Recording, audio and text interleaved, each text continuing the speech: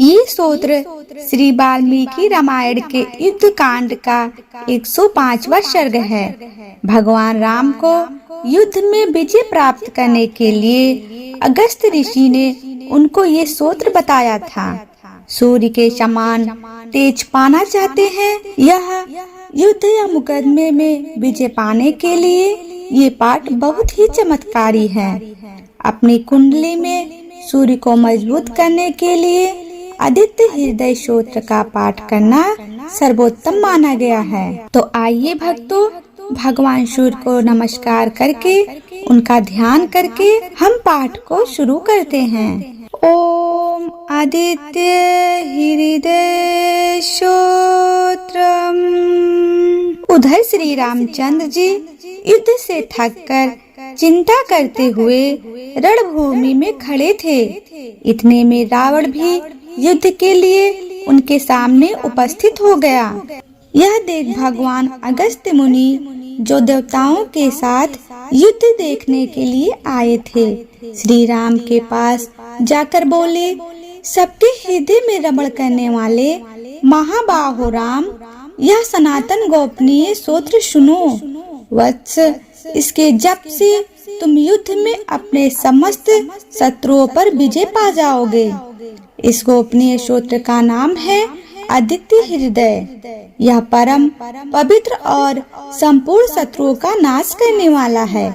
इसके जप से सदा विजय की प्राप्ति होती है। यह नित्य अक्षय और परम कल्याणमय स्तोत्र है। संपूर्ण मंगलों का भी मंगल है। इससे सब पाप का नाश हो जाता है।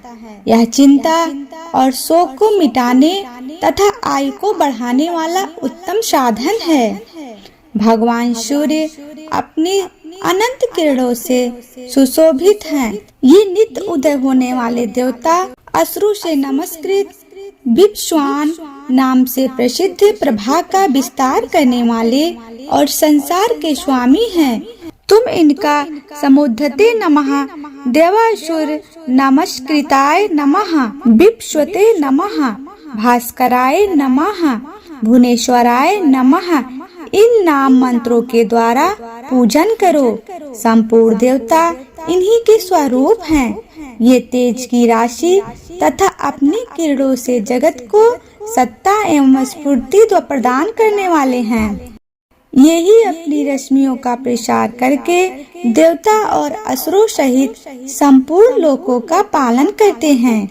ये ही ब्रह्मा, विष्णु, शिव, स्कंद, प्रजापति, इंद्र, कुबेर, काल, यम, चंद्रमा, वरुण, पितर, वसु, साध्य, अश्विनी कुमार, मरुत्कगण, मनु,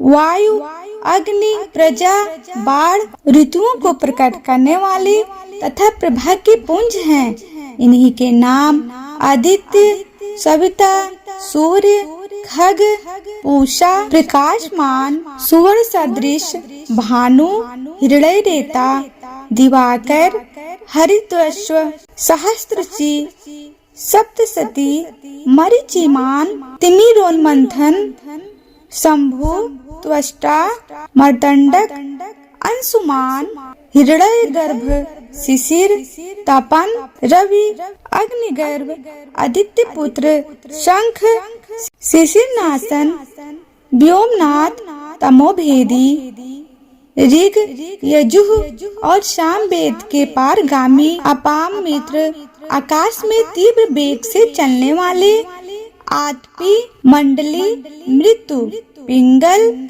सर्वतापन, कवि, विश्व महातेजस्वी, रक्त, सबकी उत्पत्ति के कारण नक्षत्र, ग्रह और तारों के स्वामी, विश्व भावन, तेजस्वियों में भी अति तेजस्वी तथा 12 स्वरूपों में अभिव्यक्त हैं। इन सभी नामों से प्रसिद्ध सूर्यदेव आपको नमस्कार है। पूर्व गिरि उदयाचल तथा पश्चिम गिरि अस्ताचल के रूप में आपको नमस्कार है।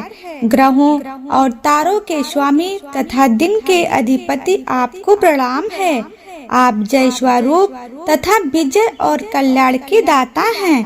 आपके रथ में हरे रंग के घोड़े जुड़े रहते हैं। आपको बारंबार नमस्कार है। सहस्त्रों किरणों से सुशोभित भगवान शिव आपको बारंबार नमस्कार है। आदि आपको बारंबार प्रणाम है। आप अदिति के पुत्र होने के कारण आदित्य नाम से प्रसिद्ध हैं। आपको नमस्कार है। आपको नमस्कार है।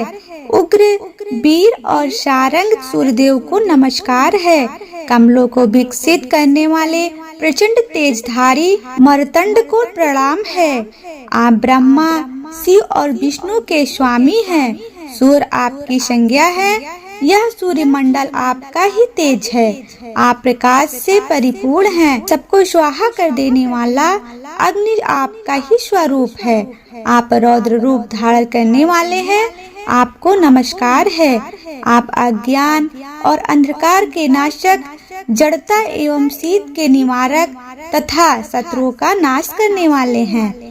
आपका स्वरूप अप्रमेय है। आप धनों का नाश करने वाले संपूर्ण ज्योतियों के स्वामी और देव स्वरूप हैं। आपको नमस्कार है। आपकी प्रभा तपाए हुए स्वर्ण के समान है। आप हरि और विश्वकर्मा हैं।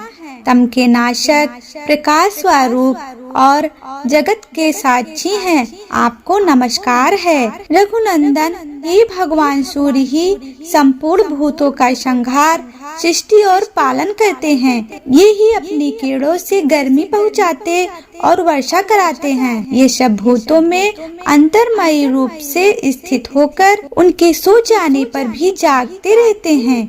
ये ही अग्निहोत्र और अग्निहोत्री पुरुषों को मिलने वाले फल हैं। देवता यज्ञ और यज्ञों के फल भी यही हैं।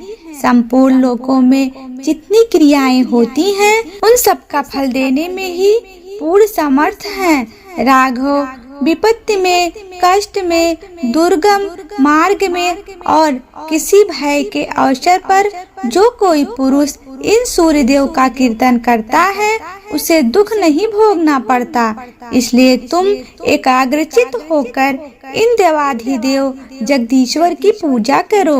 इस आदित्य हृदय का 3 बार जप करने से कोई भी युद्ध में विजय प्राप्त कर सकता है। महाबाहो, तुम इसी क्षण रावण का वध कर सकोगे। यह कहकर अगस्त जी जैसे आए थे उसी प्रकार चले गए। इनका उपदेश सुनकर महातेजस्वी श्री रामचंद्र जी का शोक दूर हो गया। उन्होंने प्रसन्न होकर शुद्ध चित्त से आदित्य हृदय को धारण किया और 3 बार आचमन करके शुद्ध हो भगवान सूर्य की ओर देखते हुए इनका 3 बार जप किया। इससे उन्हें बड़ा हर्ष हुआ। फिर परंपरा कर्मी रघुनाथ जी ने धनुष उठाकर रावण की ओर देखा और उत्साह पूर्वक विजय पाने के लिए वे आगे बढ़े। उन्होंने पूरा प्रयत्न करके रावण के वध का निश्चय किया। उस समय देवताओं के मध्य में खड़े हुए भगवान सूर्य ने प्रसन्न होकर श्री रामचंद्र जी की ओर देखा और निशाचर राज रावण के विनाश का समय निकट जानकर हर्ष पूर्वक कहा, रघुनंदन अब जल्दी करो। बोलो ओम सूर्याय नमः। इस प्रकार आदित्य हृदय स्तोत्र संपूर्ण हुआ।